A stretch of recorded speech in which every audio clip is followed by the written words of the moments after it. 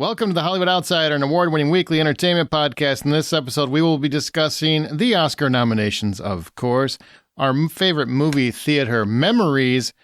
We're going to talk a little bit about this Rust fiasco and a lot more. Let's get on with the show.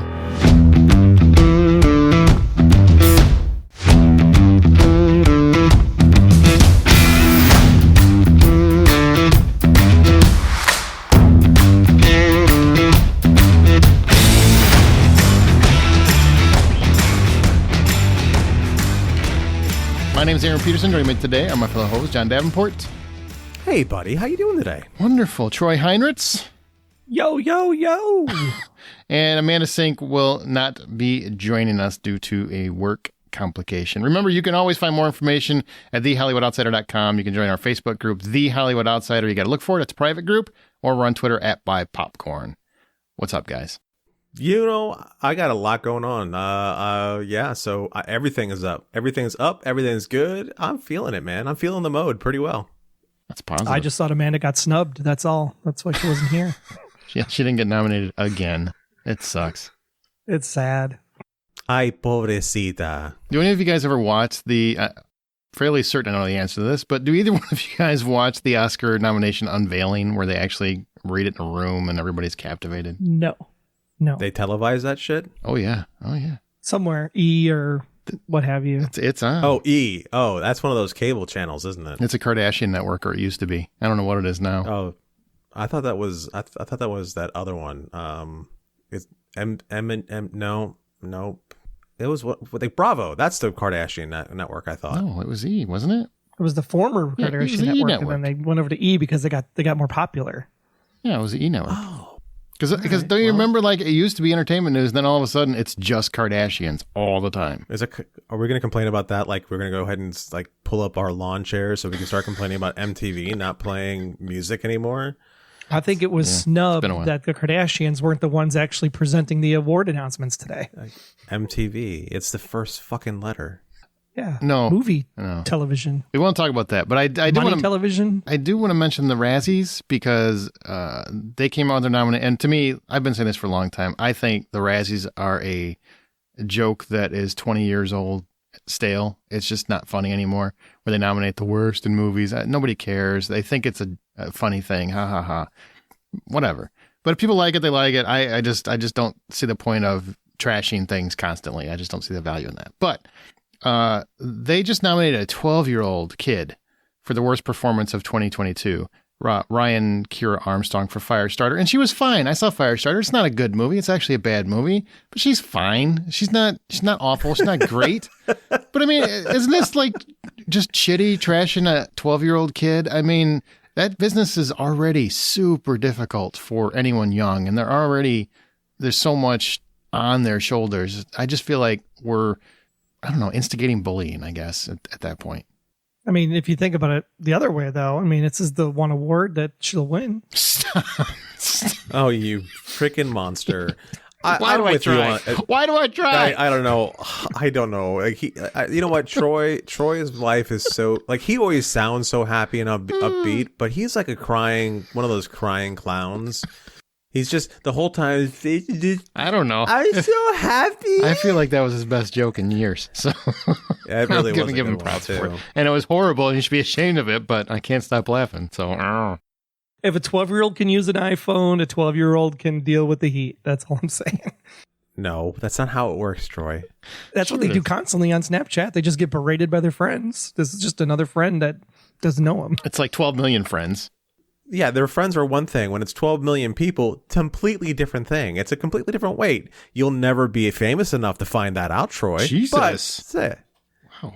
I guess those 12 million people are celebrating with them. They're like, yeah, good job for the award. Good job for I don't think you've watched this ever. If you think that's what happens at this thing. Sandra Bullock has famously gotten shown up to collect her Razzies and like threw copies of the movie at people. You're right. She did. She accepted her award for All About Steve. You're correct. Wait, hold on. It is currently 7:24 Eastern Time. You're correct. On January 24th, John, 2003. you don't get to brag when you get half the shit wrong. Okay, if you had a better batting average, I would be prouder. I'm just saying if you start swinging, eventually you're going to hit the ball. That's where I'm going. You only need to hit the ball 1/3 of the time, and you can make Right. $45 million a year. So That's true. Thank you, Troy. no problem. I take back every mean thing I said in the last 5 minutes Fine. I think because I don't know baseball enough to point that out. All right, where do you guys stand on the Razzies as a whole then? Do you still think this thing is relevant? Do you care about it, or do you wish it would go away? I mean, the Oscars, Emmys, and Globes are still relevant. So yeah, hell yeah, keep them coming. Okay. All right. I stand corrected. I agree that they're still relevant and they should be something that we should enjoy and celebrate and help make fun of everything else by, but we should also put limits on that and say, I don't know, a 12-year-old is off limits. That's where I'm at. Yeah. All right. Well, let's go to the Oscar nominations because they are out. And we're not going to run through every single one of them, but we're going to run through the big ones and kind of discuss those if you guys don't mind. So wait, before we get into this, can you remind me what the Oscars do? I hate you so much. I hate you so much. Now, is this something that we watch on Celebrates TV? the best in film. You'd know more if you watch more movies, John. That's what would happen. You'd understand this better. Do I get something in the mail just for watching it? Yes. Mm-hmm. Mm-hmm. Okay, just check. It's called Anthrax. Don't lick the envelope. All right, here we go. So here are some of the nominees, the finalists. Best Animated Feature, I want to cover that one. So you got Del Toro's Pinocchio, Marcelo the Shell with Shoes On, Puss in Boots, Puss in Boots, The Last Wish, The Sea Beast, and Turning Red. We know which one's not going to win. What's one is that? Turning Red. Terrible. Awful movie. So bad. You have a real problem with this. It's because he doesn't like periods. Yeah, apparently. No thoughts on this? No cares? So really don't. I really hope Marcel the Shell wins because I think the animation is actually something. I mean, and it's hard to say because it goes with Del Toro's use in Pinocchio. It's very similar in style in a way because it's something different than just CGI or 2D animation drawing. So I think it's between those two. But Marcel, I adore that little guy. I hope he wins. I've seen Pinocchio 1,000 times. I have to say, the art style for Marcel the Shell is fantastic. It really is fantastic. And didn't get enough play over the summer, fall, whatever. It should come out at Thanksgiving. It would have been a great family Thanksgiving weekend drop. I didn't even know it was a movie. Hang on, we're shocked. Technically, it's a YouTube thing first, and then it became a movie. Mm-hmm. And still, John has no idea what we're talking about. So let's move on to Best Visual Effects. So here are the nominees for Best Visual Effects. Nowhere is RRR in here, by the way. Shame on the Academy. Snub. Yeah, it's a snub. I agree, and I don't even like that word, but it feels pretty snubbish. So All Quiet on the Western Front, which is on Netflix. Avatar: The Way of Water. Shocker. The Batman? Really? For what? Okay, that's dumb. Yeah. For the slow motion. What? 2 for 2 tonight. For making what's his face, Colin Farrell, one of the most unattractive people on the planet. I guess. I mean, that would be makeup, though, wouldn't it? That would be makeup. That wouldn't even be visual effects. There's nothing in there that really. I mean, yes, Gotham, the backdrop of Gotham, I guess, but man, I'm kind of surprised that one made it. Black Panther: Wakanda Forever, not a big surprise. That one makes sense. Top Gun: Maverick. There's a lot of practical, but there is a lot of CGI that you don't realize is CGI as well. So, primarily the fact that Tom Cruise doesn't limp.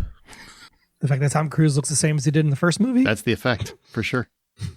No, I think that's really the key of visual effects now. It's the how good is the CGI to make you think that it's not CGI. And I mean, Avatar is going to win this one pretty much hands down because, it's like the things that you don't even realize are CGI in that movie that are completely CGI and looks so totally real, especially when Payakin jumps out of the water. Oh, yeah. You're just like, wow, that whale's magnificent. I'm starting to think you're hoping Pornhub comes up with a video for this whale. I do. Does he want to put his tentacle in the whale's tentacles? I think so. What do you call it? He's got his tow cable. He's like tying people up and stuff. Sure, let's call it a tow cable. All right. Does anybody care about the song? Most people don't even remember the songs that are in it, but do you care? Yeah. Okay. No. Applause from Tell It Like a Woman. Hold My Hand from Top Gun Maverick. That's Lady Gaga. Lift Me Up from Black Panther, Wakanda Forever. Hold My Hand and Lift Me Up are both very good songs. Natu Natu from RRR. That's a great song and a great number. So I'm all for that. This Is a Life from Everything Everywhere All at Once. That's David Byrne. So I mean, there's some quality candidates here. I don't know if I have a preference though, because none of those songs, except maybe Lift Me Up, did they stay with me after the movie was over. Natu Natu didn't stay with you? Well, yeah, but Natu Natu did because of the choreography. I mean, it just the ridiculous. So I got, all right, you're right. That stayed with me. That should win. Yeah, I'm hoping Natu Natu pulls it off. I mean, I'm sure it's going to go to Lift Me Up or Hold My Hand, but speaking of, Natu Natu was just fun. RRR is not nominated for Best International Feature Film. Snub. That's a snub. That's insane to me. The nominees for that are All Quiet on the Western Front, Argentina, 1985, Close, EO, and The Quiet Girl. Now, I don't understand how... Well, number one, more people haven't seen RRR because it's on Netflix, so people can watch it. And it's the most insane 3 hours you're going to watch for whatever period of time it takes you to watch it. It's fantastic. I don't understand how it's not here. I don't get it. Yeah, because you have Avatar, The Way of the Water, you have Babylon, and you have RRR all clocking into 3 hours. And if you had to spend 3 hours, RRR is where you'd want to spend that 3 hours. It's better than Avatar. It's like a pirate laughing when he does that. RRR. How have I not heard of RRR? How have you not heard of RRR? We literally have talked about it multiple times. Amanda, hello? Can you come replace John on the show, please?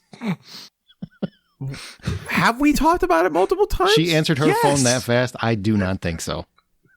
This is also true. Also true. Yes, we've talked about it. It's from India. It's an insane 3 hour. You would like it. It's insanely creative. You would love it. You would love it. How much would I love it? Would I love it so much that I keep it in my blind spot like I do with the other things you people tell me I would love? Like this, Cobra Kai, I think you would probably watch it and be mad at yourself for not watching sooner because it is nuts. It's absolutely nuts. Especially because you don't even have to go to the theater to see it. Yeah. I want to go to the theater right now. I need to go to the theater right now. There's 3 theaters within driving range of here that takes me 5 minutes to get there. I can't wait to find something to go to the theater for or have a free weekend. But God damn it, I'm going to the goddamn movies. Good. We're glad you're back. And this was out when you weren't at a place where you could go to the theater. So yeah, maybe that's why I didn't pay attention. Just because you guys were like, "We're going to talk movies now. It's going to be good times," and I was like, "Fuck off." Is that what you think we sound like? I'm pretty sure everyone agrees with me. Okay. Okay. We're gonna stop. I'm gonna mention documentary. I know we don't. I haven't seen most of these. That'll be perfectly. Ooh, honest. I'm so interested. Come on, I'm just gonna shout through them. All That Breathes, All the Beauty and the Bloodshed. Which that sounds cool. Fire of Love, A House Made of Splinters. So it's a documentary about a house. I don't know. The Three Little Pigs. Navalny. Now I was talking to someone about this, and they said, when you guys gonna talk about Oscar nominations? I'm like, well, this week's podcast we're gonna talk about it. We got to break down the documentaries because you got to be informed. And that's what a good movie podcast would do. And I agree with them, but we're not going to do that because I don't care about any of these. I don't watch documentaries hardly ever. See, we're not a good movie podcast. We're an irreverent one. Thank you. It says it in the frickin' description. Right. It is the first fucking word of the description. Hey, F-Bomb King, can we bring it down a notch? Oh, sorry. My bad. Thank you. Bringing it down a notch, sir. 10-4. Well, I'm just going to go on a limb and say Navalny's going to win because its root is navel, and belly buttons are interesting.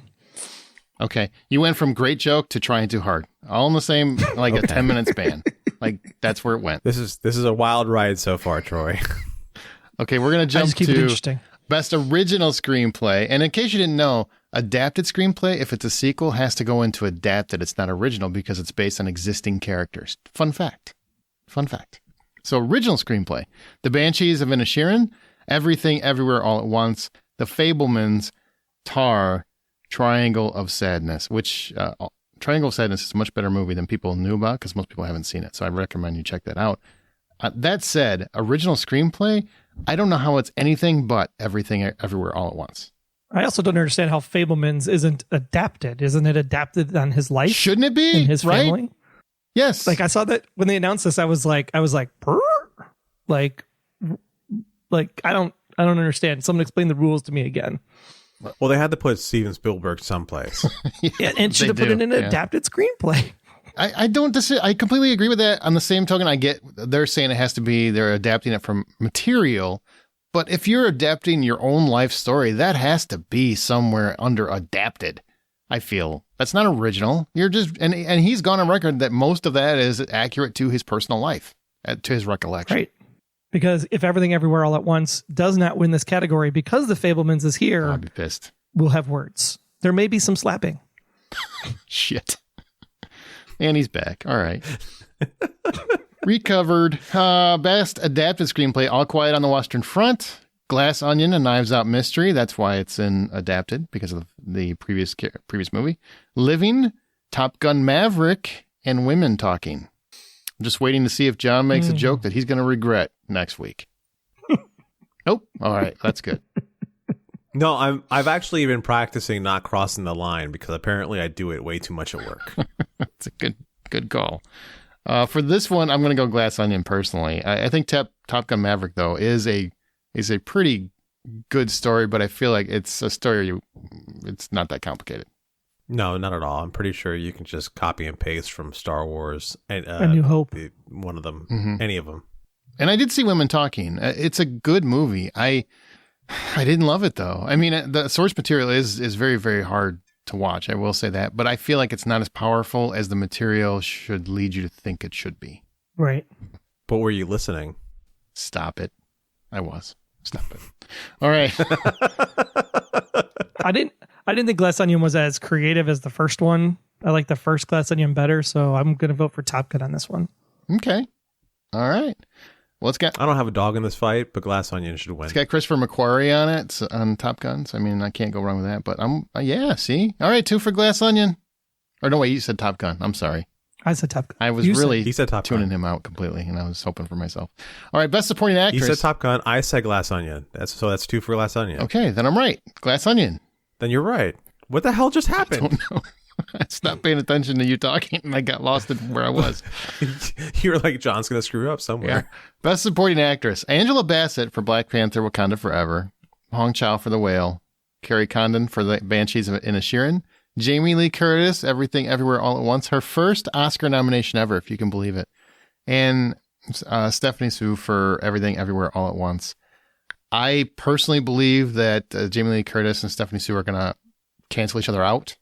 So I feel like Angela Bassett, she's got a lot of momentum. She's crushing it in all the other award circuits. So I feel like she's going to get it.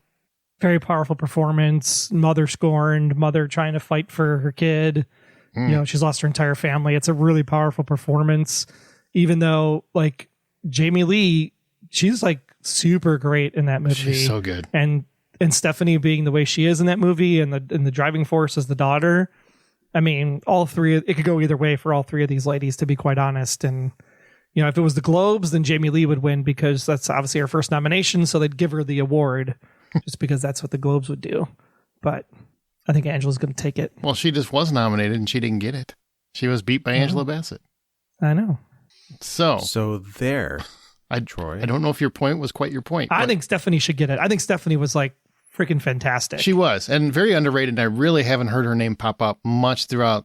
You know, people haven't been raving about her. They've been talking to Jamie Lee Curtis and Angela Bassett. And I'm like, what about this really subtle performance where you have this character who's playing multiple characters that are going through an insanely crazy character dynamic? That's not more interesting than, but Angela Bassett's always great. So maybe we take her for granted.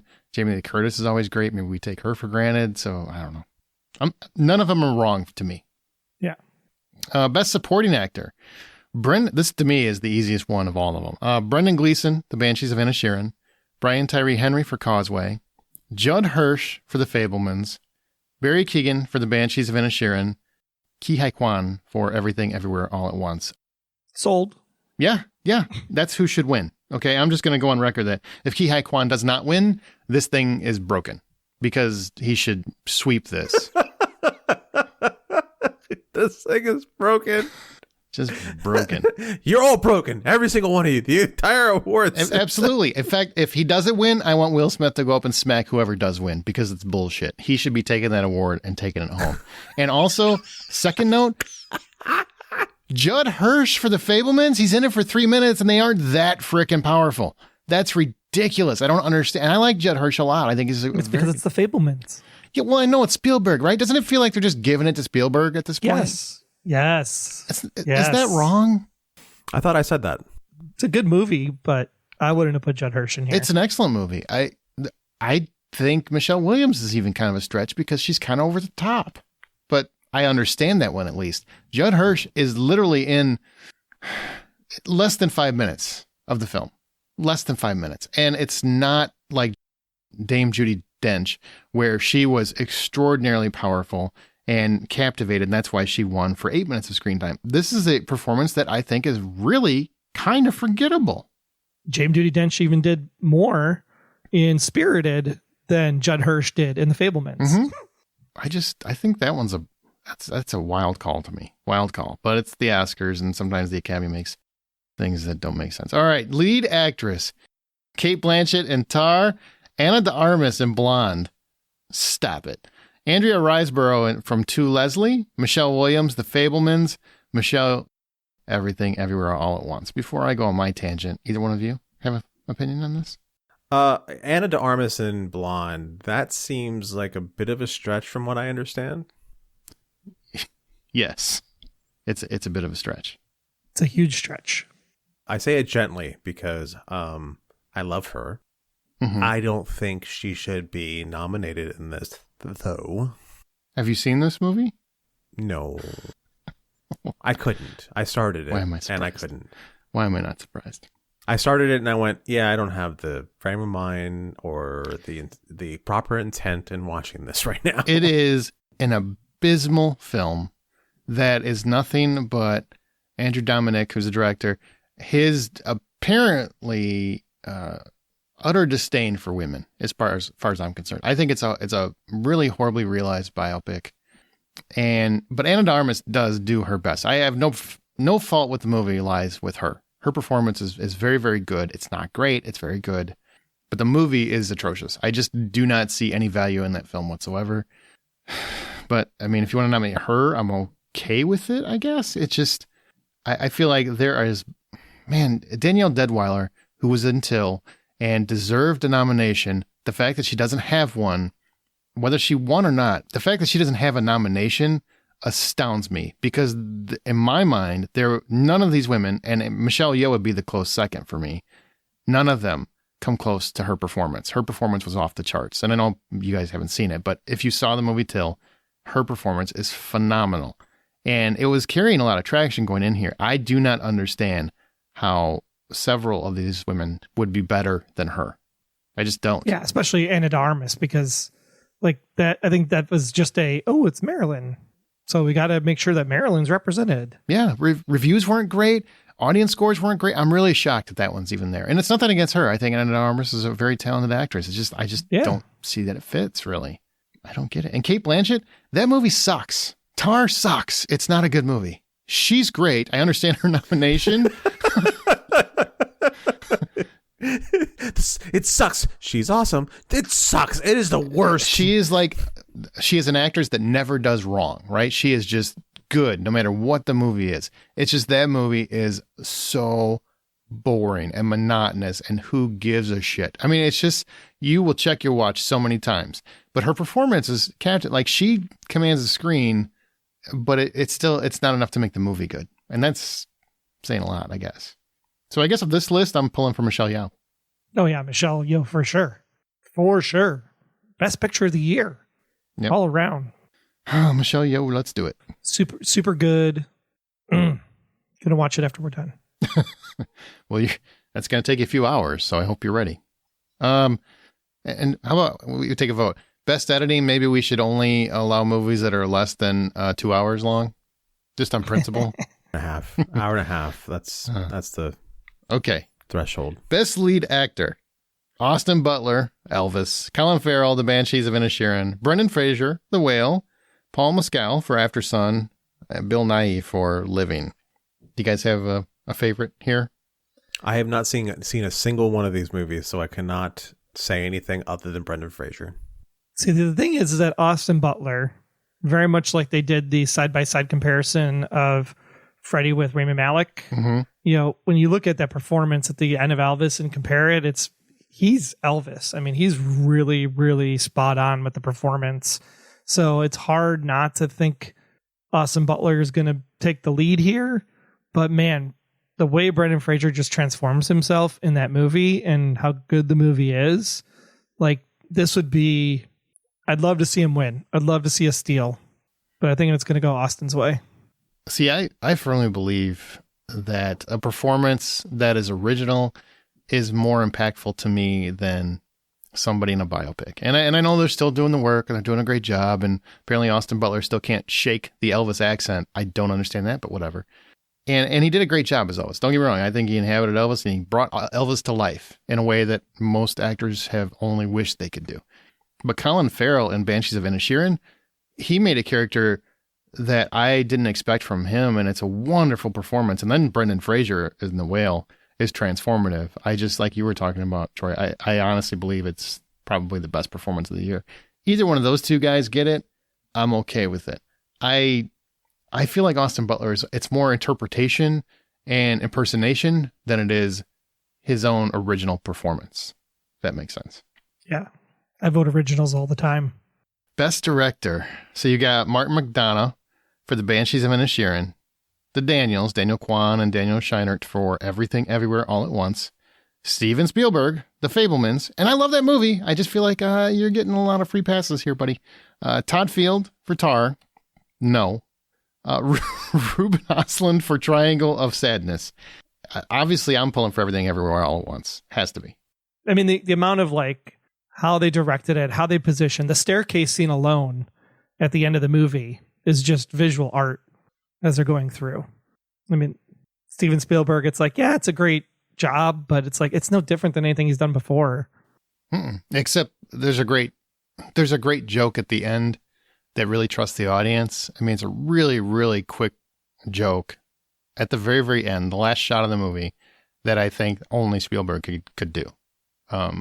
Outside of that, it's pretty by the numbers direction wise, but Everything Everywhere All at Once is the most creative film I saw this year. Like they pulled no punches. It's a movie with butt plugs and it's still just genius across the board. And there's so much innovation and creation and, you know, it's definitely the most artistic hit movie I've seen in a long time, because when I saw it at South by, I expected this to make $12 and be one of those cult hits that we're talking about. Everybody should check out. I never expected it to be a box office hit ever. I mean, there's 7 minutes of basically no sound and subtext, and it's great. And it's the best conversation in the entire movie. Is it The Rocks? You're talking about The Rocks? The Rocks. Yeah. It's riveting. There are people asking where they found the rocks. I'm like, they're just rocks. Who gives a shit? They made rocks interesting. That's what you should be asking. How'd you do that?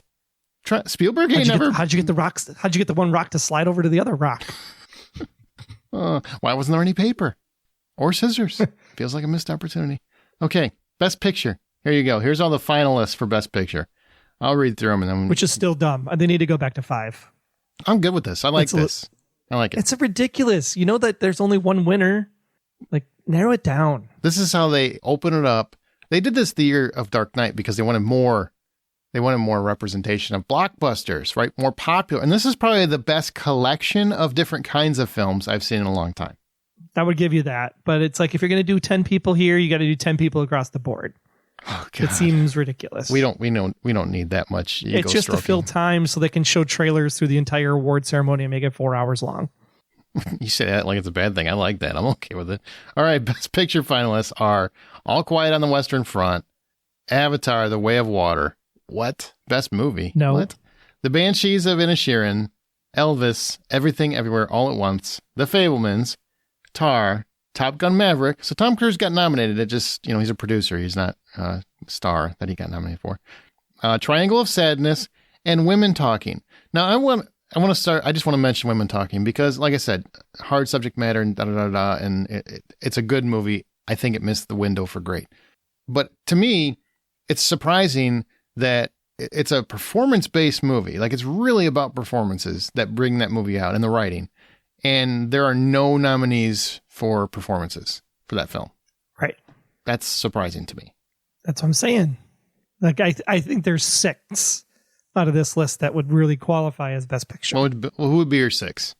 Well, it would be All Quiet on the Western Front, Elvis, The Fabelmans, Banshees of Inisherin, Everything Everywhere All at Once, and then it'd be a toss-up between Triangle of Sadness and Top Gun Maverick. See, I honestly think Top Gun Maverick should be in the top 3, discussion-wise. Yeah. I mean, it made a shit ton of money. It was entertaining as hell. The filming of the jet sequences is super great, even though the story is very much Star Wars: A New Hope. It was great from beginning to end. There was like no slowness in the entire movie. And the fact that they made an entire story based off of one small line in the first movie, I think is fantastic. It brought people back to the movie theaters too. I mean, no movie, even Avatar, I don't think got people talking and excited as much as Top Gun Maverick did. It was an old school blockbuster.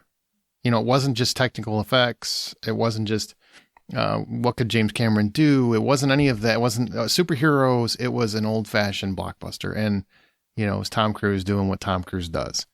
And he never gets enough credit for it. I don't care what kind of loon he is off screen. He's a wonderful movie star. Always has been. And this movie just was the best he's been in eons. So I'm glad it would be in the top 3. Avatar, I don't think belongs here. That story is so basic. You get rid of Quaritch and you make it an hour shorter, and maybe it belongs here. Maybe.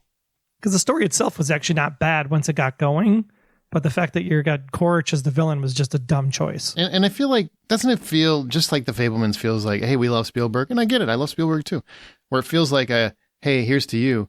Avatar is a, hey, thanks for the money. Hollywood says thanks. We got to make sure that the biggest movie is going to bring in the biggest audience. Doesn't it feel like that a little bit? Which you can do when you have 10 spots.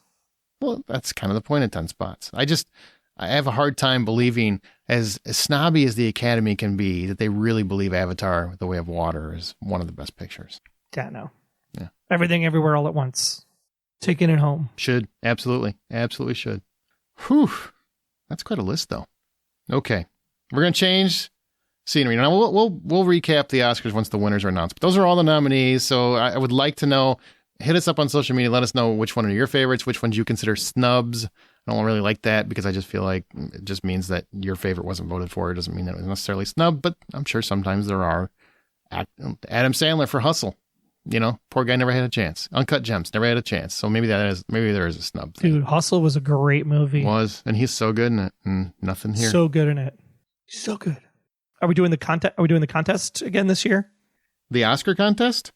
Yes. We are doing it. So look at thehollywoodoutsider.com in the next week, and it should be up.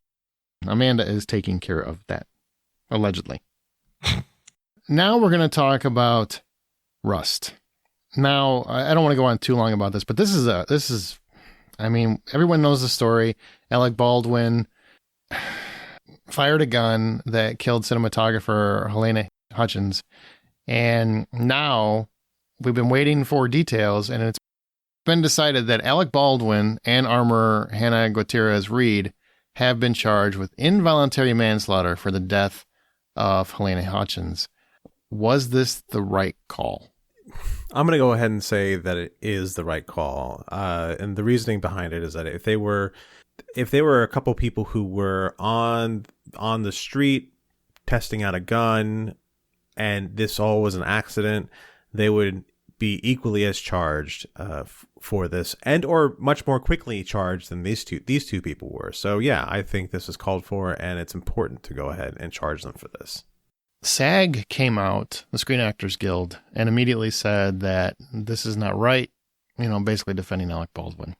And I know how the procedures are supposed to work, and I do think that Gutierrez Reed is definitely more culpable because she's the armorer. She's the one that's supposed to make sure that there's no live rounds on set. On the same token, Alec Baldwin's also a producer. He's supposed to ensure a safe set, even if he's not directly responsible for those duties. Your name's in the production. As a producer, you are at somewhat responsible. Not to mention, you are not supposed to ever point a gun at anyone on a film. In case you didn't know that, that's a fun fact. You're not supposed to point. So I do think there is some culpability. I understand why she's charged. I kind of understand where he was charged, but on the same token, it feels to me like it's more of a political thing than it is a reality thing in some respects. Because many people hate Alec Baldwin for his personal politics.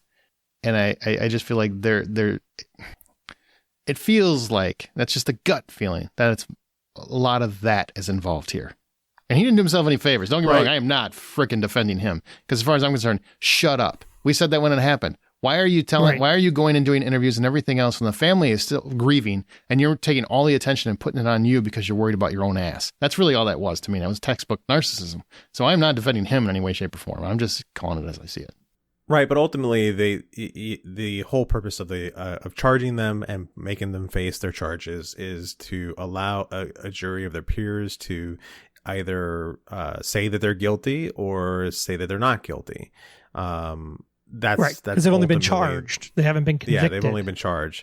So it's ultimately up to to their peers to come up and say whether or not they're going to be found guilty in those circumstances. So, I mean, yeah, it sucks, and it sucks that he's being charged in this. But if he was anybody else, he would have been charged much sooner, and it would have already been adjudicated in a court of law. So, yeah, the drawn outness of it is the thing that's a little bit challenging in this entire situation.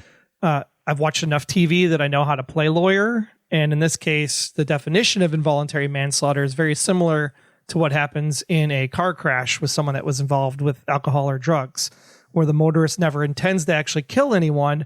It's the negligence that's on trial here. Right. It's the negligence in operating a vehicle in that thing. So even though this was a complete accident, it's the negligence of the person who was supposed to check the gun. It's the negligence of Baldwin from not double checking that the gun wasn't loaded. That's what's going to be the thing to get you the charge. So the charge is absolutely 100% on point. Now, what the jury decides to do after that, that's up for the jury to decide. Because I don't play Judge Dredd on TV. I'm not the law. Do you think this is going to change Hollywood and how we see action films going forward? We had an argument about this. I think it was in the group. Maybe Brian Lowry put it up there about like, we've been doing laser swords and phasers and tasers and everything else in science fiction with special effects. Mm-hmm. Why do we actually need real bullets on set in the first place? A smoking gun and a loud bang is something very easily able to be added in post. That you don't need a bullet to be in the gun. We don't need. You don't even need a blank. Yeah, you don't even need the blank. You can just do it all in post. Because at this bullets are never supposed to be on set to begin with. Like that's where a lot of this tragedy is really just should never have happened. They were actually doing shooting on the weekends and in free time. That is never supposed to come close to happening. That is just an indie set gone rogue is what that is. It should never have happened to me. This tragedy is just really senseless in all respects. It's horrible. Yeah, I mean, it should be. There are plenty of special effects. I know some effects are a little bit more expensive for films. You can go to rubber guns too. You don't even need an actual weapon anymore. The way that technology has evolved. I mean, guns look extremely lifelike. And yeah, I can 3D print one in my basement. I don't see the need for it. I think it should definitely change how things are going forward. I don't think it'll change how movies are made because, there are certain things that shouldn't have happened to begin with. You never point a gun toward a person. That's why when they shoot film, for people that don't know, if you shoot a film, they shoot it off, kind of think of it like Lord of the Rings, where, they weren't actually that short. It's how they position the camera to make it look like they were shorter than they were. Well, when they film a scene where a gun is being held at someone, at their, wherever it's being held at, it's supposed to be positioned so that it's shot and it looks like it's pointed at them. But in actuality, it's pointed away from them or slightly to the right or the left or whatever. And that a lot of that stemmed from the Brandon Lee incident, which everybody knows about. Right. For The Crow. So I think we're just going to get more stringent regulations and, they're going to have to abide by more rubber guns and more special effects if you want to have guns in movies. I agree. Yeah. We'll see how this plays out. I'm kind of curious how that ends up going. All right. Well, our show is independently funded. Therefore, all the expenses are from our own pockets, and Patreon helps fans support their favorite shows. Thank you. Once you sign up, you get immediate access to all the content in your respective tier. There's Bad Movie Night, where we look at a movie that critics or fans thinks is a bad movie, but we think is actually pretty good. And right now, John is doing a dual effort with Scott Clark of the Gaming Outsider. They are covering The Last of Us episode by episode, so you can check that out. That is on there right now, but you have to sign up to Patreon to listen to it. It's never going to be in our feed. That's patreon.com/The Hollywood Outsider. That's patreon.com/The Hollywood Outsider. And I've listened to first couple of episodes. It's fun. Thanks, buddy. I appreciate it. It could be better, but it's fun. All right. Well, I appreciate it less. Just kidding. Or am I? All right. So let's go to our From the Outside In topic.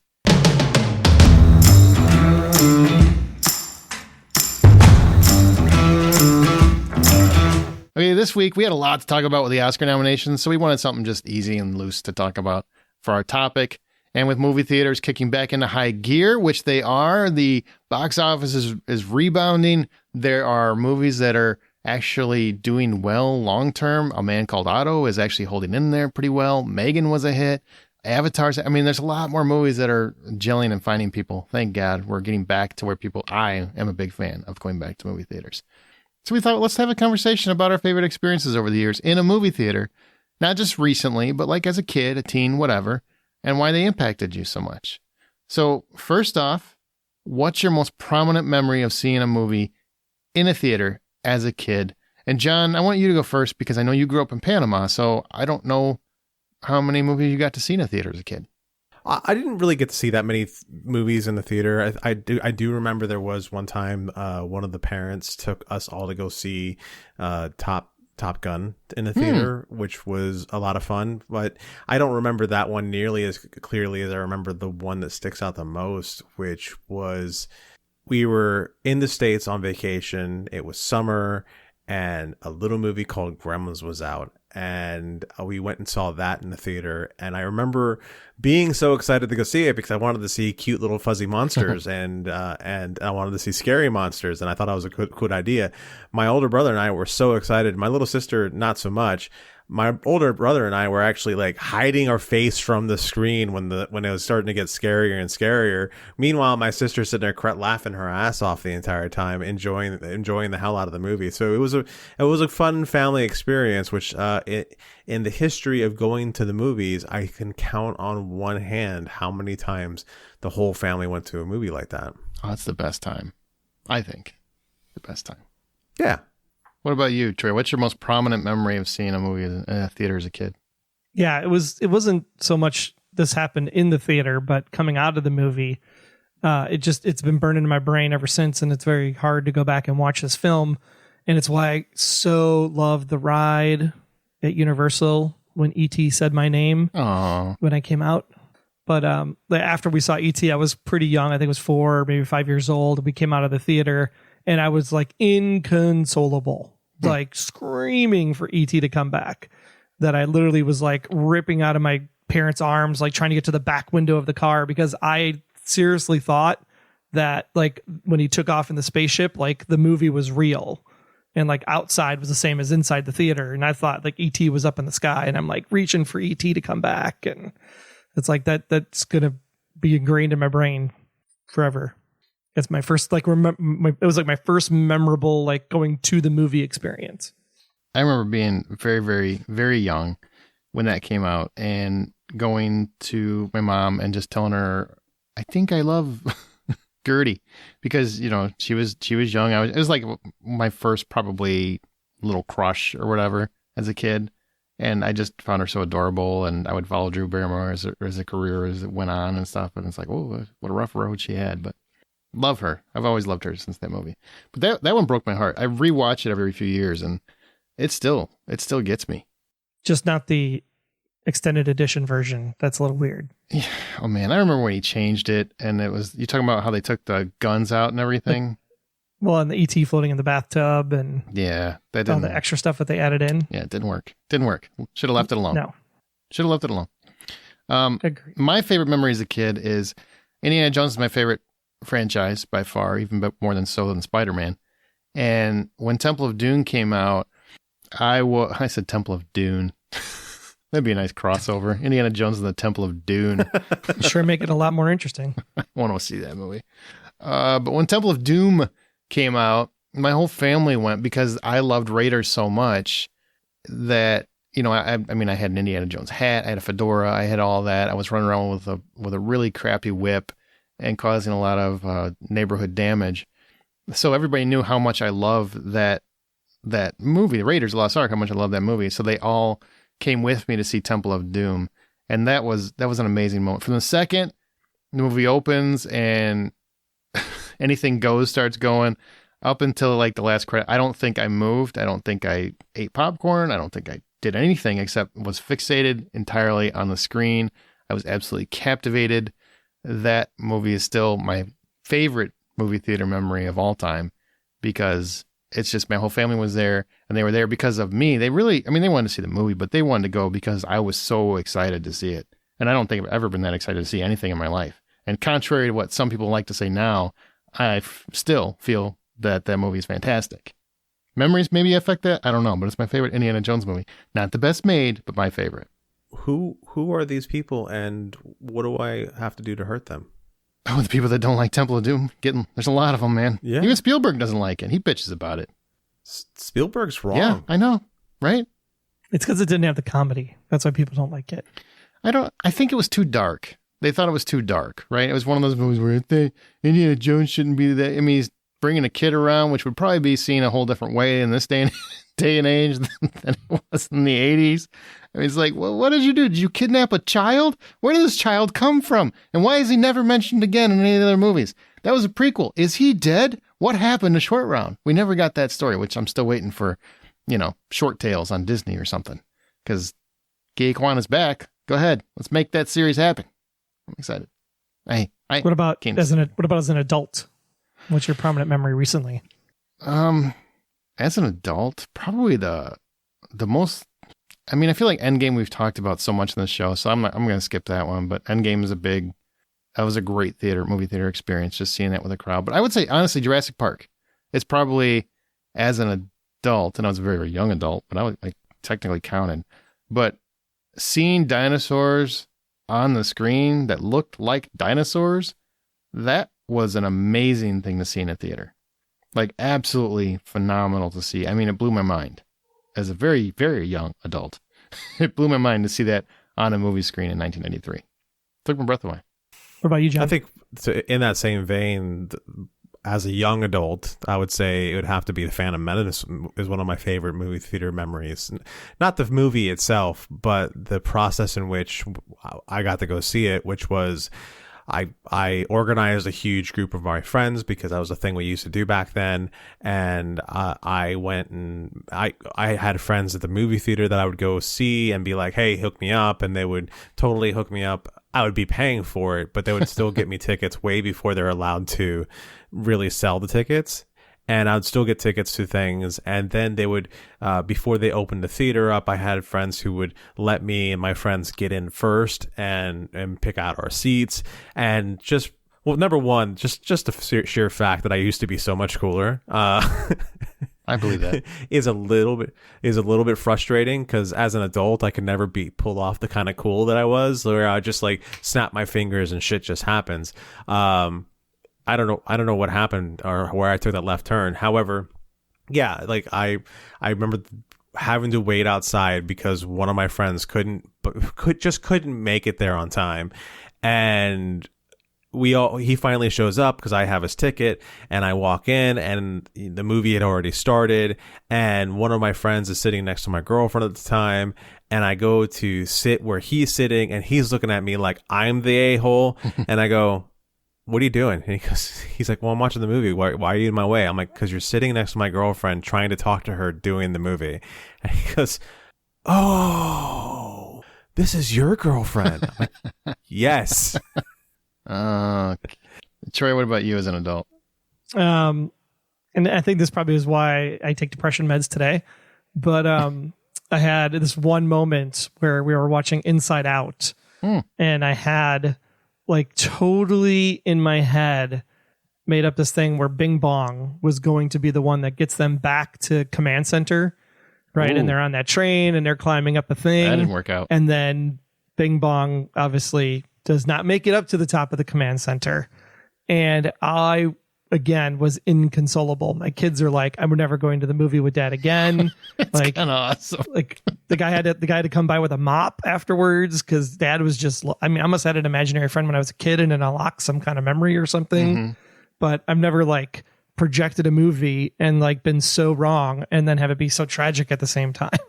That brings up a good point. Is there any other movie where you guys have been kind of inconsolable or emotional? I will tell you, I'm a sucker for father-son movies because my dad and I have a very complicated past. Great-grandfather wasn't a great father kind of thing.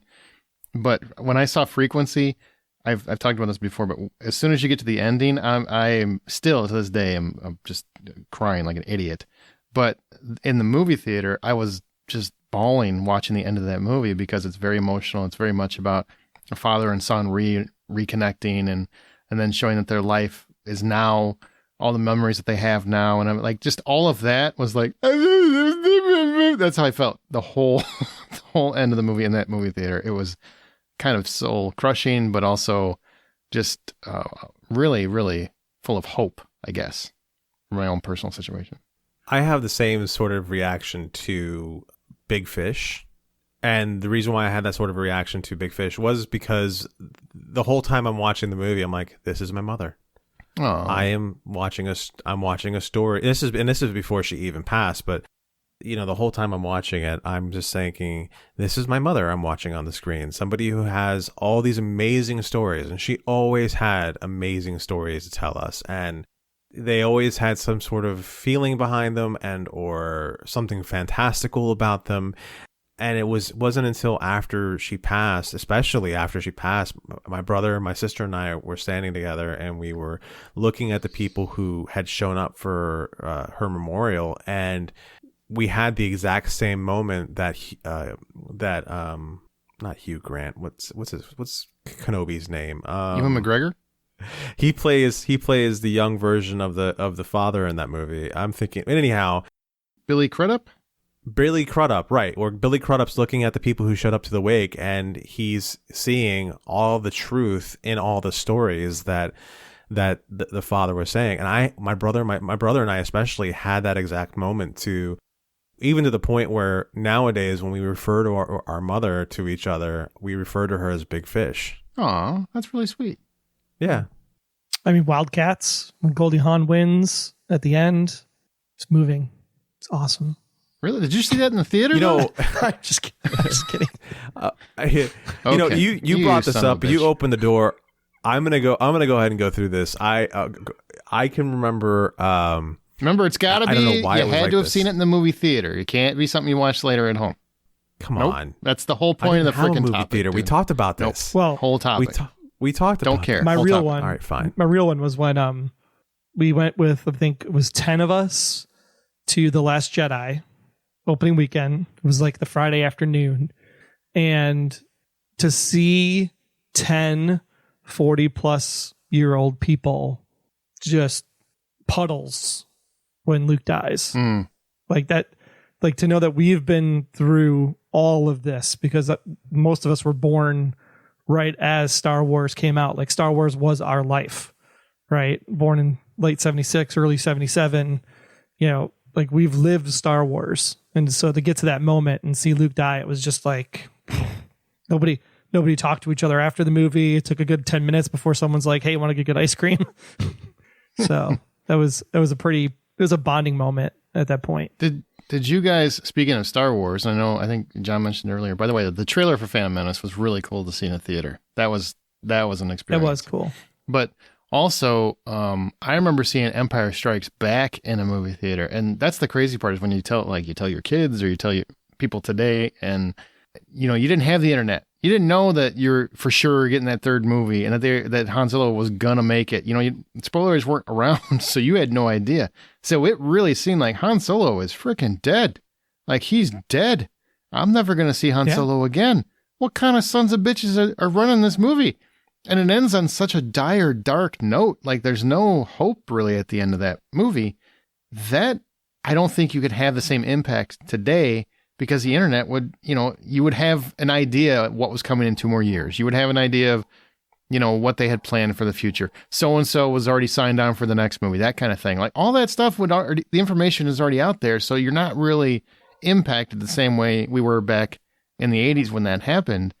And I just remember because when Return of the Jedi came out, I mean, people were lined around the block because they just wanted to see if Han Solo was somehow going to make it out of this and how. Oh, forget the 80s. I mean, in the 90s, it was still kind of difficult. Sure. And you still had those, you started to get those websites coming, but your internet sounded like... And the internet that's what your internet to show up like. When Jar Jar Binks showed up. Yeah. Oh, God. We should have known then. Jar Jar was the harbinger. We should have. But even, oh, God, I hate to say it, and it sounds like such a get the kids off my lawn nonsense, but I miss pre-internet movie theater experiences because I didn't know everything that was happening. You could go into Sixth Sense and not know the truth about who Bruce Willis was, even though my mom figured it out 5 minutes in, and I'm still pissed about that because I took her to that movie and she had no idea about it, and I'd already seen it, and I'm like, my mom always figures this shit out. You're never going to get this one, Mom. 5 minutes in. So he's dead? God damn it. How did you get that? Like, she got that because she's like, well, nobody's talking to him. Or nobody notices him. That doesn't make any sense. I'm like, okay, I just can't watch movies with you anymore. But and then you had all those movies that you would watch, Fight Club. I remember seeing that in the theater and just being blown away by how that all connected. And there's so many other films where, it just The Usual Suspects, stuff like that would all be ruined today. I think a lot of that stuff you would not be as surprised about today as you were when you saw them in a movie theater at the time. I remember when we left Back to the Future in the movie theater, and it was the to be continued, and you were like, this is awesome. Like, we're going to get another one. Like, was it next year? And it was so long before 2 came out that when 2 finally came out and you saw the, trailer for it, like I think it was probably during a Super Bowl or something. And it was just like, oh my gosh, it's out. And it was like trying to get seats and tickets because you had to like go to the actual theater and buy tickets at the theater. There was no internet, and trying to get like the movie times and whatever on Movie Phone and 99 cents a minute and all that garbage. It's like that getting tickets to Back to the Future 2 was like trying to get tickets to a Taylor Swift concert. That goes back to you just emphasizing like how cool I was to be able to go get tickets to the Phantom Menace the way I did because, people are probably going, what, you just pull up your phone, go to Fandango. We didn't have Fandango. We didn't have the phones. We didn't have these sort of things. You actually had to make connections. And you had to be there early or you weren't sitting where you wanted to sit. That's right. You couldn't roll in 20 minutes after the start time and still get the seat you wanted. Phantom Menace for us was 6 a.m. It was 95 degrees that day. And we sat in line from 6 a.m. till 4 p.m. And at 4 p.m., you bought your tickets for the midnight show. And the minute you bought your ticket, you got in another line and then waited in that line to be let in to get your seat. Yep. God, I miss midnight shows. That all actually happened. And shit like that was going on from Phantom Menace all the way up until about, I would say... Dark Knight Rises. Yeah, Dark Knight Rises. Mm-hmm. It was the last time I did anything like that for a movie. And then it just... I don't know if it's because there was an overabundance of theaters at some point, or I don't know if it's, I don't even know how it happened, but it just, nothing feels like that. It can be the biggest movie of the freaking year. It could be an Avengers Bones, the DC universe, and you don't have to worry about this sort of thing anymore. Yeah. You talk about get off my lawn. Again, I had to deal with. Yeah. But Troy was talking about midnight showings too. I miss midnight showings so much, and that was definitely ruined by Dark Knight Rises. Yeah, except for Two Towers. Two Towers at midnight. The theater was so packed and it was so hot in there. Wasn't it awesome? Like it's by still awesome. You're falling asleep during Helm's Deep because you can't keep your eyes open because it's just like, oh my god, it's so late. And you're surrounded by sweaty nerds. No, that was never my problem. Yeah, that was never my problem. I had so much soda that my bladder was going to explode that there's no way I can fall asleep. Well, through that too. God, I loved it. John apparently did not like midnight showings, I guess, is the way I'm understanding it. The midnight showings were great up until a certain point. There was like an age factor. Then it was like, okay, 9 o'clock would be better off. Yeah, I went to them. I just had to figure out. Well, that was back in the day when I didn't care if I functioned the next day or not on a Friday. Mm-hmm. Now there's no way you can bribe me to go to a midnight showing on a Thursday night. Hell no, man. I got shit to do. Great. I miss it so much. I missed those terribly, and I loved them because what you would get is, you would have a miserable Friday, sure. But on the same token, I would just take a nap, man. I would figure that out ahead of time. But hey, you took off of work. It was fine. But didn't skip class. But I would go there. I did it with my kids over and over. Like, there was plenty of times where I probably shouldn't have. What a horrible parent. I remember going to see Dead Man's Chest, Pirates 2 with my daughter, and having people dressed up like Jack Sparrow all over the place was fantastic. And everybody's running like, savvy. And, it's just like, I don't know why it sounded like a 40s cop noir, but that's how my pirates sound. But there's people all over dressing up, seeing the Lord of the Rings movies, and people were dressing up for that, and they're coming as their favorite hobbits and things like that. The Harry Potter movies, trying to get to the midnight show and seeing the kids are excited, the parents are excited, everybody's dressed like wizards, and they've got their various sticks or whatever the hell. Wasn't a big fan of it, but my kids were, so I suffered. Like, midnight shows I freaking love midnight shows. I absolutely love them. And God, that's one thing I miss. And I know everybody's like, well, we got 7:00 on Thursday, which I love too, but it will never rival a midnight show for a real big fan event. And I feel very bad that so many people will never get to experience that, because that was even if you only did it once in a while, it could be such a great time. You know what it sucked though? Is if you went to a midnight screening of a movie you thought was going to be a big hit, and there's like 4 people there, because you feel like a real dumbass. Like if you went to John Carter for a midnight show, you would feel really stupid. Oh no, John Carter was a good movie. It's not a matter of that. It's not for a midnight show. Yeah, not for a midnight show. You got to have that audience energy, and if there's no audience, the energy is sadness. Yeah. All right. I get what you're saying. I just Matrix 2, Matrix 3 at midnight was awesome. I was just reminded of another movie theater experience, which was for Battlefield Earth. Oh my God. Oh, just sounds like I just burned my Friday for nothing. Yeah, well, talking about burning your day for nothing. My buddy and I went to go get tickets for all of us to go see it one night, and then we were like, "Hey, we gotta, it's noon. We gotta all day. Why don't we just go ahead and see it now, and then we'll just see it later again today, like tonight. It's going to be that great, that kind of great movie." And so, mind you, we bought the tickets. We bought the tickets for everybody, not just the 2 of us. And then we bought 2 tickets to go see at the time we were there. And we go in, we see the movie, and we walk out, and we exchange our tickets right away for the ones that everyone got for. It was a Norm Macdonald movie, I think. Dirty Work. Oh yeah, and we saw that. We saw that with everybody instead. Well, that would be fun. Quite the change, but fun. It was not. Everyone was like, "Okay, we're ready to go to the movies." We're like, "Yeah, about that." We bought the tickets. They wouldn't give us the money back for the tickets for that showing, so we were gonna go see this Norm Macdonald movie instead. See, I miss. And I know I shouldn't, because in this day and age, you can go to any movie theater, you can get a ticket for any showing you want of any movie you want, and it's going to be fine.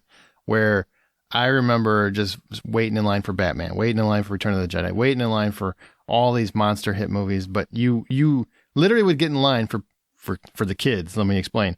You would get in line, and you might want to go to the 12:00 show, but you can't get in till the 4:00 show. Like, that's how it was back then, because there were not so many theaters. There's only a few. So if it was playing in your local theater, you're waiting in line until you finally get in. I saw Return of the Jedi. I think that was the 3rd showing after I lined up for it. And it was worth it. It made it more exciting. Bought tickets at 2:00, and the only show I could get was the 9:00. Yeah. It's crazy. Absolutely crazy. I missed and I missed 3D. I know 3D came back with Avatar, but I missed 3D in the 80s. Like Friday the 13th 3D, where me and my buddy are just like hiding behind the seats because Jason's throwing a freaking machete at us. And I'm like, Jaws 3D, horrible movie. But that shark was attacking me. I could feel it. Krull. Remember Krull? Oh my gosh. Krull was great. And you wash your mouth out about Jaws 3D. That's a great Jaws movie. No, it's not. Yeah, okay. I mean, it's got Dennis Quaid. Experience. It's not a good movie. So many experiences. Dennis Quaid, Leah Thompson. Come on. Yeah. I actually remember seeing DTS presentation in the theater in '96. Was Independence Day. Oh, that's right. Yeah. And seeing that was like a whole new experience. I mean, like, we talk about the Shake Your Ass Theater now that the kids go to in the Dolby Atmos Prime Theater for AMC, but THX, man, that was the shit. that really got, once that audio just kicked in, and plus Will Smith that was him emerging as a star. Yeah. I mean, that was his movie. Yeah, that was and that was such a great, for people that watched V in the 80s, we were all like, is V a movie now? But for everybody else, it was all this buildup. I remember the advertising campaign that built up to that movie where they didn't show you anything until it was released, really. Right. Like, it wasn't like trailers today where you know the whole movie going in. I mean, you're just like, big discs. I think Mark Singer is going to show up at some point, or at least he should, because otherwise it feels like a ripoff. And then you go and see the movie, and it's completely different. And then just that opens up with that THX. Yeah. It was like, holy crap, what did we just walk into? Oh, the sound. But not THX, DTS. Sorry. DTS. THX. Yeah. THX was done with Empire, I believe it was. Yeah. Back in the mid 80s. DTS was the new format in 1996. Oh my God. And I remember once I even, for Spider-Man, because I'm such a huge Spider-Man fan, I let my son skip school so I could take him to see the Spider-Man when it first came out, 2002. And, we were both just in awe the entire movie. Like, you finally did it. You finally made a Spider-Man movie, and you made it like real. And you guys remember who Uncle Ben is and all kinds of things you did right. Except for, why are the web shooters coming out of his skin? Why? That's just weird, but okay, I'll roll with it. Missed those times. I also had a private screening of 10 Cloverfield Lane in an IMAX theater. How'd you get private? I went to an 11 o'clock a.m. showing, and I was the only one in the theater for that IMAX presentation. It was glorious. Sat in the perfect center. That feels kind of sad, too. I mean, nobody wanted to see the movie, or what? I don't know. I know, because 10 Cloverfield Lane is the best. It's the best Cloverfield movie out of all of them. Nobody knew what it was when it came out. It was a shocker, just because at the time, I think a couple of big movies were coming out, and then they were like, oh, by the way, here's this quiet sequel we've been working on and told nobody about. And yeah, from a no-name actor, and not no name, I mean, if you're around the media production stuff like we are as podcasters, you knew who Dan Trachtenberg was. But the fact that this was Dan Trachtenberg's first directorial debut, and it was as good as it was, I mean, man, 10 Cloverfield Lane, so good. Yeah, it really was. It was very, John very good. Goodman's amazing. Very, very good. Those are some great memories. See, movie theaters matter to a lot of people, even if they don't matter to you. In fact... Do they matter to any of our listeners? They do. Speaking of, there's a lot of great memories from people that had seen things in a theater, and I want to read some of them. Unfortunately, we don't have time to read all of them, but some really good ones. Ty Knighton, he says, me and my brother went to see Independence Day in 1996, and the actual film in the projector started melting. The theater workers walked everyone to the lobby and told us they'd be resuming the movie shortly. It took nearly an hour, but I met two amazing people while we waited, and they're still friends to this day, which is very cool. They started the movie up again, and it was amazing. The theater gave us free tickets for the inconvenience, so me and my brother went back the next night. We walked 3 or 4 miles to the theater each time and had an even better time.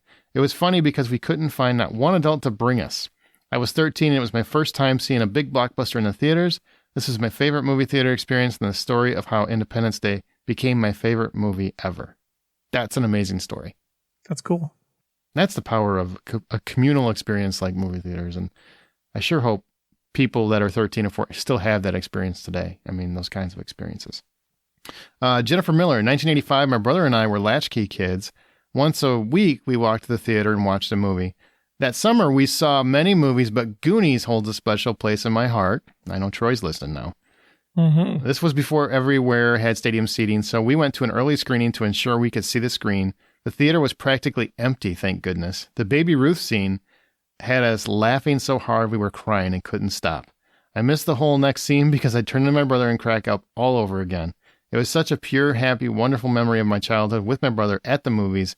Both were fundamental in who I became as an adult. I smile every time I think about it. Did you see Goonies in the theater? Either one of you?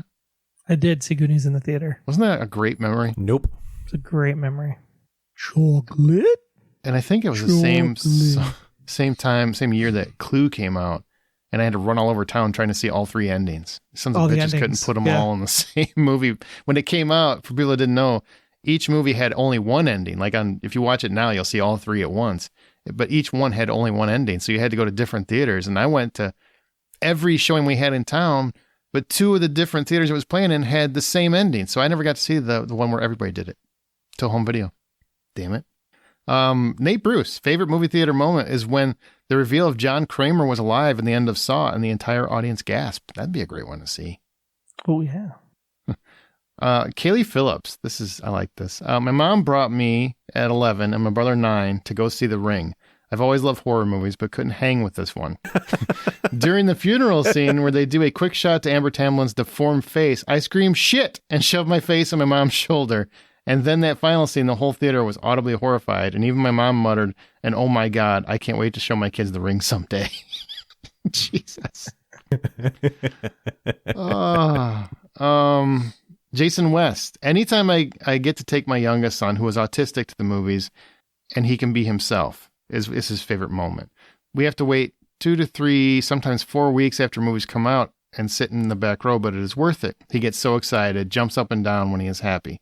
If there are other people in the theater, I keep him under control, but allow him to enjoy himself without screwing up other people's experiences. Oh, and he only has one request when we see a movie. We have to buy popcorn. Oh. And I got to say, I think that's an important note, because so often when I talk to people, they're so very irritated whenever they get any kind of disruption. And I get it. You paid money for it and everything else. But sometimes you just have to accept it. Like, there are people with disabilities. There are people that have different lives than we do, and they have a right to enjoy things too. Whenever I go to a kid's movie, I walk in knowing that you're going to be disrupted, because kids love to talk. Kids love to, get excited and get carried away and whatnot. And you can't complain in those moments. Like, to me, that's not something you should be complaining about. Go at 9:00 at night then, if you're worried about it. And I think it's part of the fun for certain kinds of movies. Or 8:30 in the morning with me. Yeah, there you go. Adam Schreiber, taking my son to his first 3D movie. It was Monsters vs. Aliens. It was meh, but he loved it. And the beginning, when the paddle ball came out of the screen in 3D, he flew back into his chair and yelled out how it almost hit him. So fun. It was a good effect. That's so good. I just love hearing stories like that. And I've so many memories over the years. I remember seeing From Dusk Till Dawn, my best friend who never went to movies, and you could hear a pin drop when Salma Hayek is dancing, like a pin drop. It was quite amazing. I remember walking out. Have you guys ever walked out of a movie that you can remember? Like, I would have if I wasn't reviewing the film. Which one? Old. Oh, yeah, you hated that. Hated it. Hated it. We walked out of Natural Born Killers 10 minutes before it was over. That's how much I hated it. It's such a great movie. It's a great movie. I hate that movie. Hate it. Tried to rewatch it, thinking, well, maybe I just wasn't into it at the moment. No, it was the movie. It sucked. For me. Okay, well, I could honestly talk for 6 hours on movie theaters. But... Green Knight. Green Knight I walked out on. Oh. I did walk out on Green Knight, and I felt good about that one. I felt right. Yeah, I do not regret that decision at all. Okay, well, that's going to do it for that topic. Thanks, everybody, for the response. We'll have to come back to it, because I'm sure Amanda's really kicking herself that she missed this episode, because I know she loves movie theaters, too. So I'm sure we'll have a volume 2 of this conversation. But I do want to mention, before we move on, we're going to talk a little bit about some shows that are out that are newer and kind of dear to our hearts. But the hottest festival in town is happening from March 31st through April 4th. You can be the first to get advanced ticket sales and the best seats at a discount when you become a Paley member. The stars from your favorite TV shows are waiting for you to go. So go to paleycenter.org. That's Paley, P-A-L-E-Y, center.org for tickets and lineup. They have The Mandalorian, they have Yellowstone, Marvelous Mrs. Maisel, Yellow Jackets. You're probably going to see our very own Troy Heinrichs there. This is something that I think everybody should check out. Paley Fest is a lot of fun. And you have to go the entire time, because The Mandalorian's on the first night and Maisel is on the last night. There you go. Be there all weekend. Okay, so we are going to talk just briefly about 2 specific properties that are near and dear to our hearts. I don't know if this really applies to John, but God damn it, it does apply to John, because he's got a whole Patreon podcast for The Last of Us. So let's start there, because John, you're doing the Patreon podcast for Last of Us. You've never played the game. Troy obsesses about the game. Like, he's played every version 5 times, right? If I remember right. Yeah, I played it on PS3. I played it on PS4, the remake, on easy, and then I played PS4 on super kick my ass mode, and then I played it on super kick my ass mode on the PS5 remastered version and then played the story mode on basic in order to get the platinum trophy. So 5 times I've been through the story. See, John, he could have just said yes, but instead he had to go through every system. Right, because he had to talk about this trophy that he needed to win that nobody's going to ever want to go see. It's like your Xbox score. Who cares? Good for you. I'm proud of you. And the PS5 remastered version is so much more simple, even on the hard kick my ass mode, than the original ever was. The original was so difficult to play. It was, because Aaron didn't even finish it. Sure did. He hated it that much. Went to YouTube, see how the story ended, because I love the story. Hated the gameplay. Hated it. So, The Last of Us on HBO. I've had several episodes now. What do you guys think in terms of the representation? I'm curious, Troy, as a game player, how do you feel, especially as much as you loved it? How well did they adapt your apparently favorite game? So far, I would say the episode 1 was probably 90% accurate to the video game. They obviously added some stuff in, like the cold open, which I thought was brilliant, because I think what a lot of people that might be game players that might be complaining about the show not being as close to the game as it should be, the thing people forget about when you're playing a video game, you're playing it from one point of view. I am the character of Joel. Well, I start out as the character of Sarah, and then I become the character of Joel, and there's a very small piece where I play as the character of Ellie. So what I don't get to see is Tess's point of view, or Ellie's point of view, or Marlene's point of view. So when I adapt this for television, I can now tell those stories. I can see how Tess got beat up. I can see how Marlene was concocting all the plans in order to make the Fireflies fight Fedra inside of Boston. And I think those additions to the TV show are really, really great for people like me who know the story so well, but have never gotten to see those perspectives. I think they're doing a really great job of flushing that out while still keeping the story points. We talk about signposts along the way. And as long as we hit the signposts, we know we did our job. But how we get to each signpost can be creatively different depending on the medium. And all the signposts in the first 2 episodes have been hit exquisitely. I even really love the change they made in the second episode of what happens at the courthouse, at the state house, from what was happening in the game, where it's the Fedra people chasing them, versus in the TV show they made it the infected. I almost said zombies. I actually like that change a lot. I love that change. It was so good. Because it was kind of dumb that Fedra was even there in the game. Because it's just like, where'd they come from? I don't know. Why are you there? It's supposed to be deserted. There's no reason for you to be here. They're going to patrol the QZ, the quarantine zone, and maybe a couple blocks out from the quarantine zone, so they can't get anybody coming in. But they're not going to be out 10 miles in order to, who cares? It's all garbage out there. I liked it. They really connected. The change was fantastic. I loved it. It made it super creepy, and then just the scene that we can't talk about because it just aired. The ending is just so good. So John, as someone who never played the game, where are you at with it? Because you were trying to entice people to listen to Patreon and hear your breakdown, but how do you like it? So far, I find it rather enjoyable. And, as somebody who has been burnt out by the idea of zombies and the idea of people being the worst pains in the ass out there and people being shitty in general, I'm all burnt out on those sorts of things. And even as someone who's burnt out on it, I find that I'm enjoying the storytelling that I'm getting. I'm enjoying that it feels like it's something fresh and brand new. I like the science that's being brought into it, because let's really face it, if zombies were going to be a real thing, this is how they would happen. And it's just good. And the things that I've appreciated so far is the amount of work they go into building this world, and the amount of how brave they are to ugly things up. You've got Anna Torv, who's one of the most beautiful people on the planet, and you go ahead and you drag her behind a truck for 10 miles. That's a good idea, right? It works, and it's nice.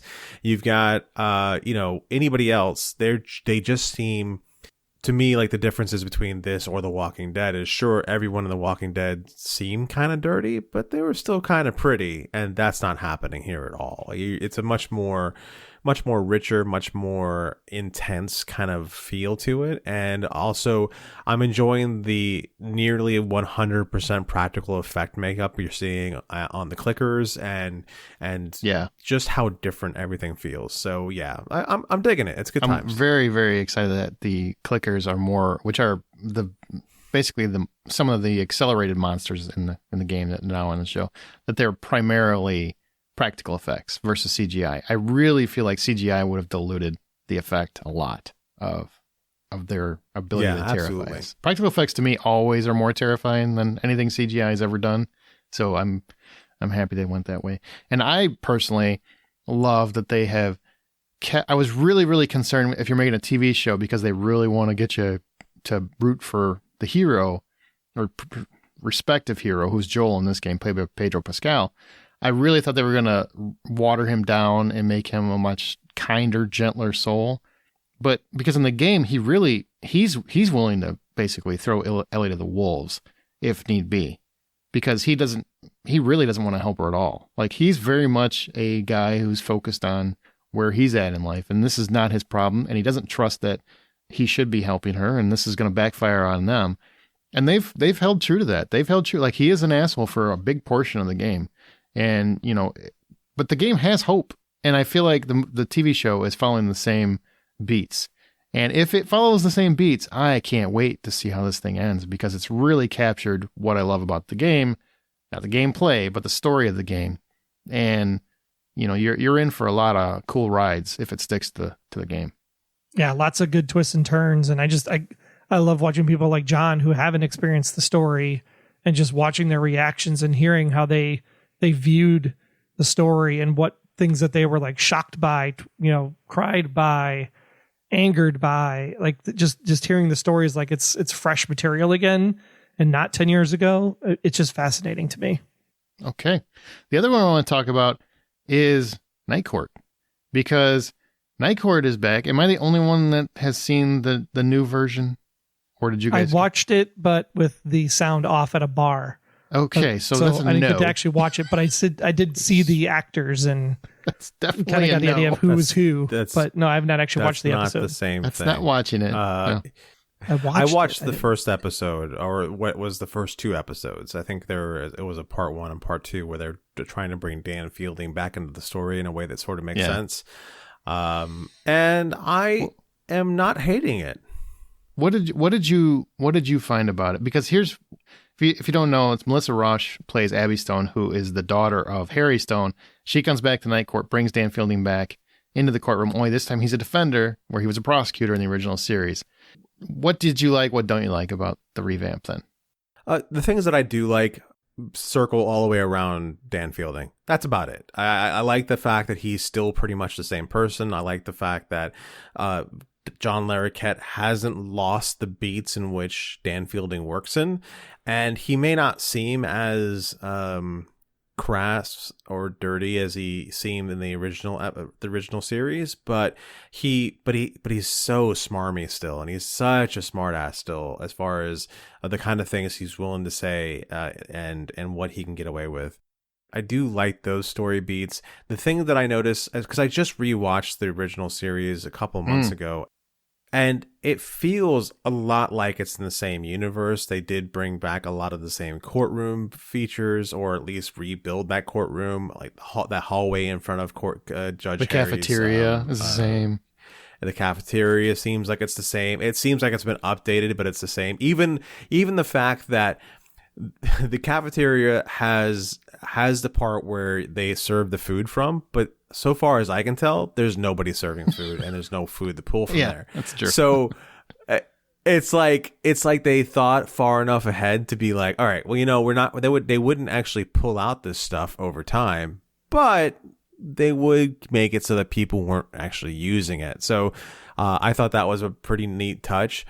Melissa Roche feels a lot like Harry Stone when he originally shows up, and I like the fact that they're not trying to pull the fact that she also has a magic shtick like he did, but she makes up for not having that magic shtick for seeing the absolute best she can in people. So it's got legs. I'm not gonna say it's great yet. I think but I will say that it's got legs. And then a couple episodes down the road, I will give another idea what I think. What about you? Night Court is my favorite comedy of all time. I've said that before, and I'll keep saying it. Dan Fielding's probably more in my DNA than I would like to admit, in so many ways that I'm not going to admit. I love this show. I was interested, but very, very skeptical about a new Night Court because I was afraid that you have a show that's based on the insane, the absolutely hysterical, bonkers antics of this courtroom. And I thought in this day and age, they're going to play it so safe, it's going to be boring. And they haven't. They've actually made it really interesting. I do think the first episode, while they're finding their footing, the first half of it is a little like they're tripping over themselves just a hair. But by the end, I feel like it comes together. And then in the second episode, it almost felt like you said, John, a grand extension of the original series. Not quite as exceptional, but I remember the early seasons of Night Court, and the first season and a half was still finding its footing too. So the fact that they got it so quick, I think, is a testament to the characters. Like, they're really starting to find their footing. It's fun seeing Dan Fielding be on the other side of the aisle as a defender, and him trying to stumble and defend people he knows are guilty, probably. I'm really enjoying it. I'm absolutely not loving it, but I'm liking it so far, and it's reminding me a lot of what I loved about the original. I miss the kind of really overdone laugh track from the original series where you have people just laughing like hyenas. For whatever reason, I love that. And I don't usually hate laugh tracks, but for whatever reason, that show worked. Well, you don't even do sitcoms, so that's part. I don't anymore. I really just don't like sitcoms, but you really don't. The thing that I thought was great was the lesson at the end of the second episode, which was the second half of the first episode, where Dan is forced to go and make a connection with somebody, and he does so accidentally because some guy happened to be off camera chain to a post or something, and they close the door, and he's like, did I just make a connection? And everyone's like, yeah. And you didn't expect it to happen because the guy, he's not supposed to be there in that conversation, but he butts in, and that feels like the original show. And they also gave him a story. He lost his wife. He was married for many years, that was kind of interesting because Dan Fielding was very lecherous and Lothario, and the fact that he was married for many years and then crushed that he lost his wife, I'm like, ooh, Dan Fielding has grown as a person, like we all do. I like that quite a bit. It's a nice touch. Very much so. Well, that's going to do it for this episode, guys. Thanks for everybody for listening, and share your thoughts on this episode or anything else in our Facebook group. We're on Twitter @BuyPopcorn, or our website is thehollywoodoutsider.com. Please rate and subscribe on your preferred podcast app. You can find John's artwork on Insta and at Twitter @RJohnDraws, Amanda on Smirk and @SinkIntoThis, Troy @TroyHeinrichs and the Blacklist Exposed, which is probably coming back soon, and me, I'm presenting Hitchcock, and @Aaron Smirks. That's going to do it for this episode, and remember, the next time you head to a theater or stream comfortably from your couch, buy popcorn.